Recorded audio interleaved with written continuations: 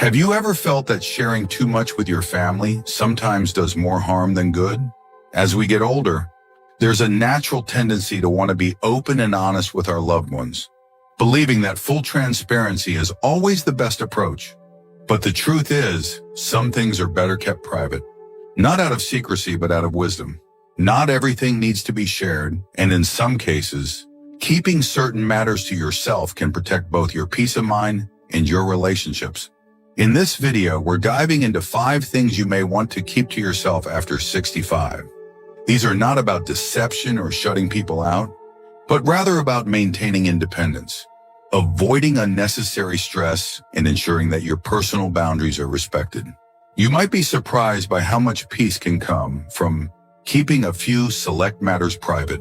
Stay tuned until the end, because understanding these 5 things could change the way you interact with your family, giving you more freedom and clarity in your later years. Now let's get started. Number 1, financial decisions and assets. One of the most sensitive topics as we age is money. You might think that being completely open about your financial situation with your family will prevent misunderstandings, but in reality, it often creates more problems than it solves. Sharing every detail about your savings, investments, or even how much you've set aside for the future can lead to unsolicited advice, pressure, or even family conflicts, especially when different generations have different views on money. Some family members may mean well, but their concerns or opinions can start to feel like interference. And in some unfortunate cases, people who were once distant suddenly become very interested in your finances. Once they realize what you have, you might have seen it happen. Before someone in your age group shares their financial plans with their children, only to find that their decisions are questioned at every turn. Maybe you've seen a friend deal with constant pressure about how they should spend their money, whether it's being told they should downsize, invest differently, or set aside more for grandchildren. It's one thing to get advice when you ask for it, but when people start thinking they have a say in your personal choices, it can quickly become frustrating.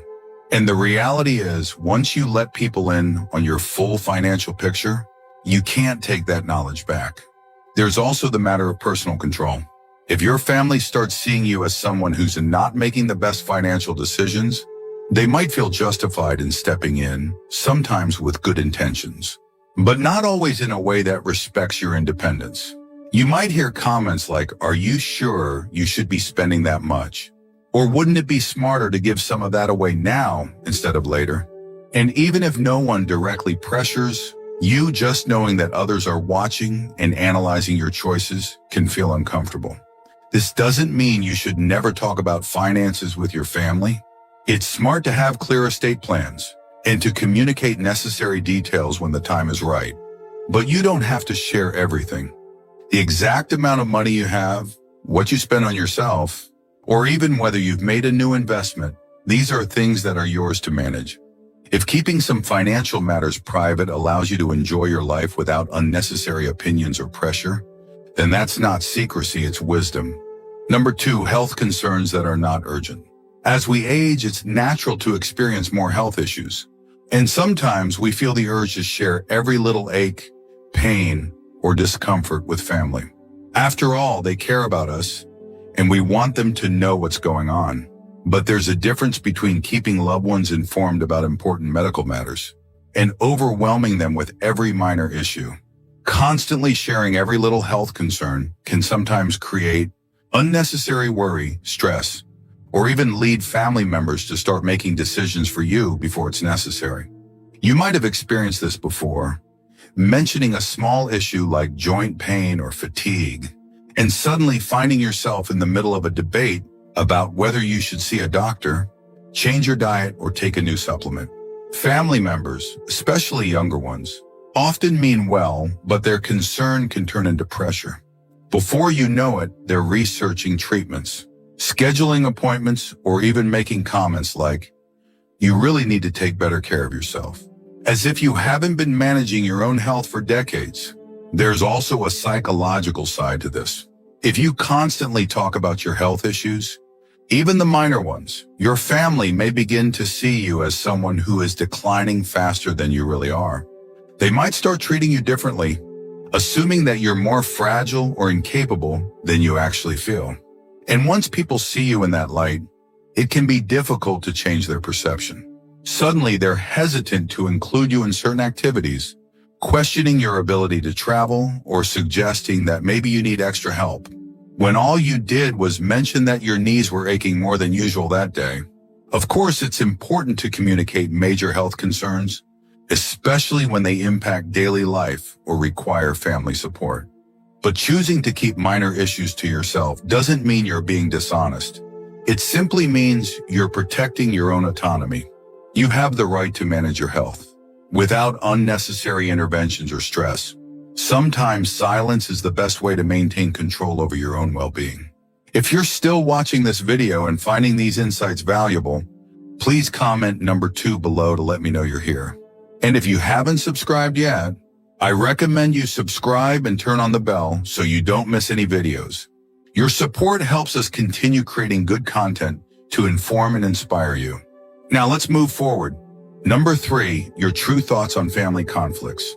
Family dynamics can be complicated, and as we get older, we often find ourselves in the middle of situations we never asked to be part of. Siblings arguing over an inheritance, adult children holding grudges, extended family members who don't get along. These things happen in almost every family. When you've lived long enough, you've seen patterns repeat, old wounds resurface, and history repeat itself. It's tempting to step in, offer advice, or share exactly what you think about who's right and who's wrong. But more often than not, doing so only adds fuel to the fire. Maybe you've experienced this before, trying to mediate a dispute, only to find that both sides suddenly turn against you. Or you offer a strong opinion, thinking you're helping, only to realize later that your words were taken the wrong way. The hard truth is that family conflicts have a way of sorting themselves out, or not, regardless of your input. And when people finally do move on, they tend to remember what was said in the heat of the moment. If you take sides or express a strong opinion, you might find that even after the argument is long forgotten, the resentment toward you still lingers. This is especially important when it comes to opinions about younger family members. Saying what you really think about a son-in-law, a daughter's parenting style, or a relative's life choices might feel honest in the moment, but those words have a way of sticking. People rarely forget when they feel judged or criticized. Even if your intentions were good, what feels like helpful advice to you might feel like rejection to them, and that can create emotional distance that never quite heals. That's why one of the wisest things you can do after 65 is to practice selective silence. You don't have to agree with everything or pretend problems don't exist, but you also don't have to comment on every family situation.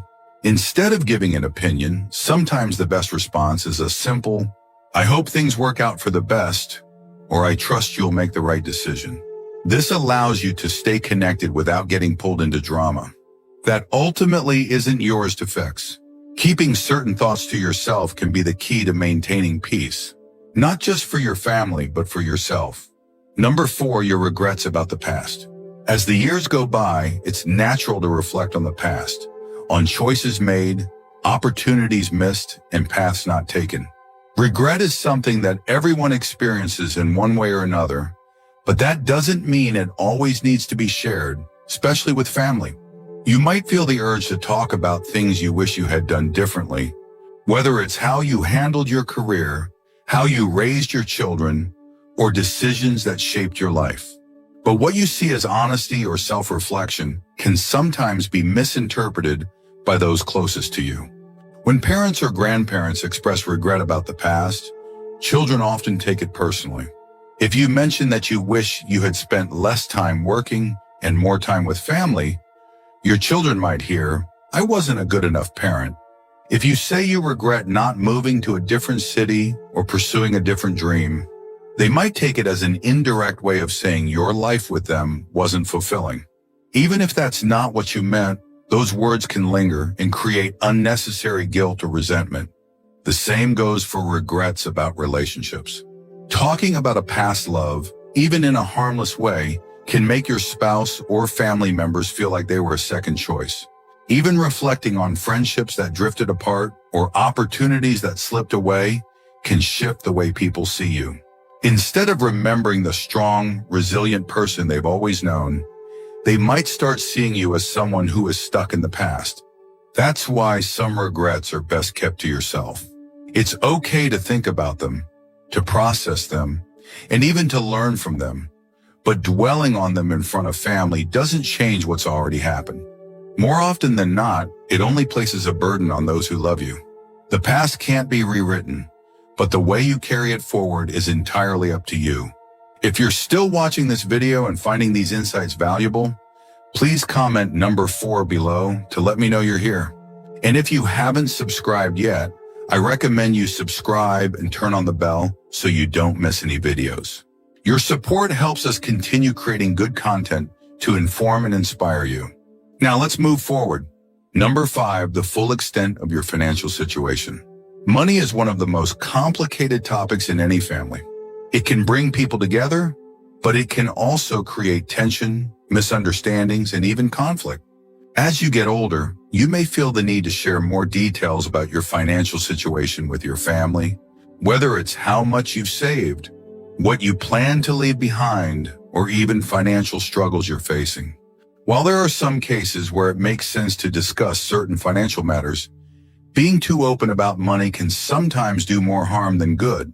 One of the biggest risks of revealing too much about your finances is that it can change how people treat you. If your family knows you have a comfortable amount saved, you may find that some relatives start looking at you differently, perhaps even expecting financial help or subtly hinting at what they hope to inherit.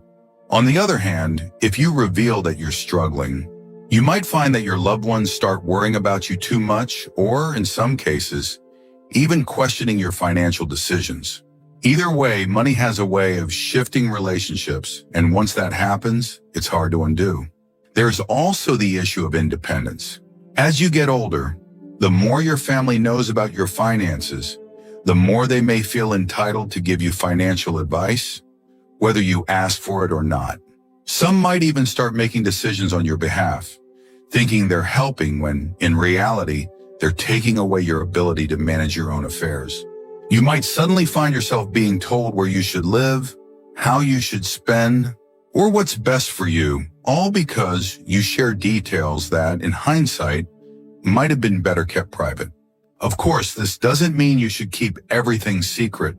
If you have a trusted person, such as a financial advisor or an executor for your estate, it's wise to have your plans documented properly.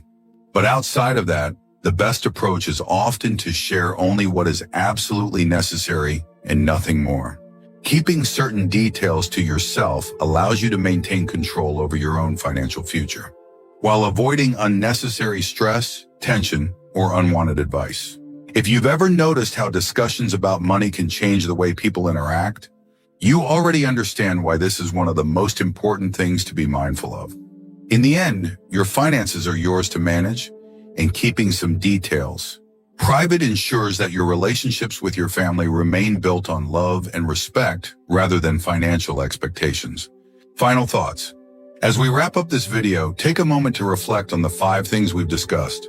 Keeping certain things private isn't about being secretive or distant.